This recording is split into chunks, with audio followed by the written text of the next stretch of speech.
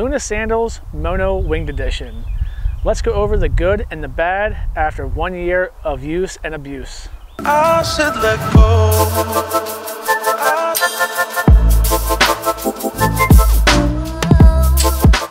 What is up, everybody? My name is Jeremy, and today we are having a look at the Mono Winged Edition from Luna Sandals. Before I get into it too far, I just want to point out that I am in no way associated with Luna Sandals.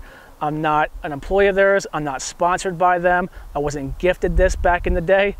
I bought this with my own money, and I wore this under my own choice. Before we get into it, I just want to point out how I use this sandal, and really it is my go-to sandal or my go-to footwear for everything. If it's above 45 degrees, you can bet that I have this sandal on my feet. In fact, I love them so much that I'm currently barefoot on one foot.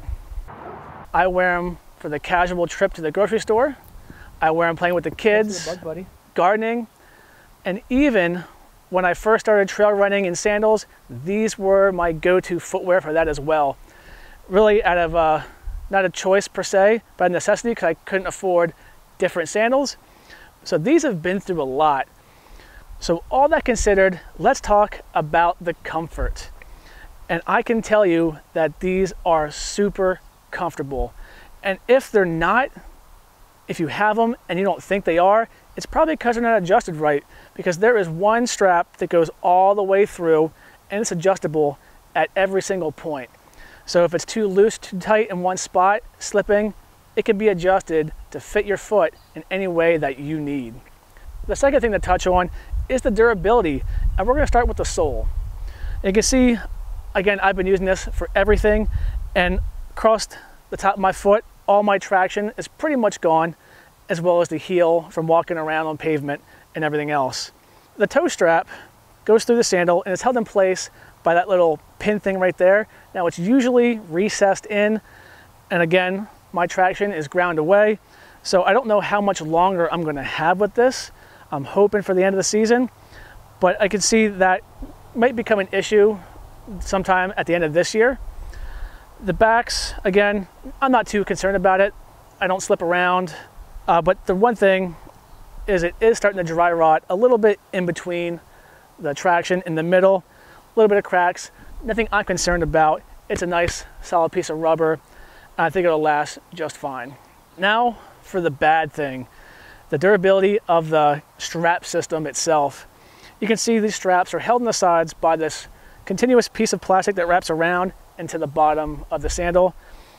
Initially, it looks like it would be a concern, but they're pretty good about making the tread high enough to, again, recess that down so it doesn't come in contact with the cement or rocks, whatever you're hiking over. But late last season, it did go ahead and crack on the inside right there. I was able just to glue it and put it back, and it's been working for me just fine so far. But a little bad, nothing that I would shy away from these sandals for. Overall, the strength and durability of everything is just, it's great. Absolutely no complaints, even with that little minor imperfection. But that's really it. There's not too much to go over with the sandal. It's pretty simple and basic. You have your rubber and your strap and how it attaches to the rubber. Overall, it's great. I'm hoping to get one more season out of this. And if for some reason I don't, or it gets to the end of the season, would I buy another pair? Absolutely. I plan on getting another pair once it gets down to that, but maybe with a different color strap. We'll see how things go. But that's it. Thank you so much for watching. I appreciate it. If you made it this far, give the video a like, subscribe, check out more videos. Thank you, and I will see you all next time.